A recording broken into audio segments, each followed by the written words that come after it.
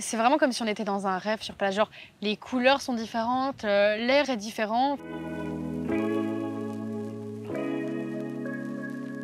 Je suis partie durant 16 semaines exactement. C'était un stage au Brésil sur la culture de champignons bioluminescents dans une réserve naturelle gérée par IP Bio. La bioluminescence, c'est vraiment une réaction d'oxydation qui nécessite pas mal d'énergie. C'est surtout les animaux marins qui font de la bioluminescence, les plus connus en tout cas. C'est quand même quelque chose qui fascine, qu'on voit pas forcément chez nous.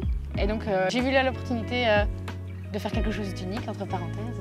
Sur place, c'est vraiment la jungle. On arrive, c'est une réserve naturelle, c'est la jungle en fait. C'est un climat bien spécifique au Brésil, à cette partie-là justement, qui est justement en voie d'extinction. Donc c'est pour ça que la réserve se situe là. On passe le pont, on a une bonne centaine de mètres à parcourir, puis on arrive justement à la maison des bénévoles où on a une cuisine, on a des douches, on a tout. Tout est bien équipé en fait. Le projet là-bas, c'est vraiment réussir à faire pousser des champignons artificiellement au laboratoire. Depuis que le projet existe, c'est arrivé que 3 fois malheureusement. C'est assez rare et donc c'est pour ça que c'est vraiment des recherches très qualitatives et non quantitatives sur tout ce qui est substrat. Une partie de mon travail consistait à faire des recherches nocturnes pour trouver les champignons bioluminescents parce qu'évidemment, tu les trouves pas le jour. Les champignons qui étaient collectés, soit ils sont placés dans des boîtes dans la salle noire pour que les visiteurs puissent venir admirer les champignons bioluminescents quand même sans se mettre en danger dans la forêt, ou alors ils étaient utilisés pour être repiqués et en faire une culture quand on sait duquel il s'agit évidemment.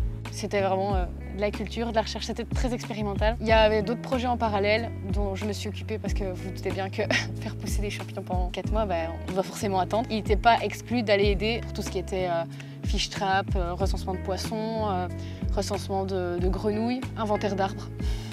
C'est vraiment magique en fait.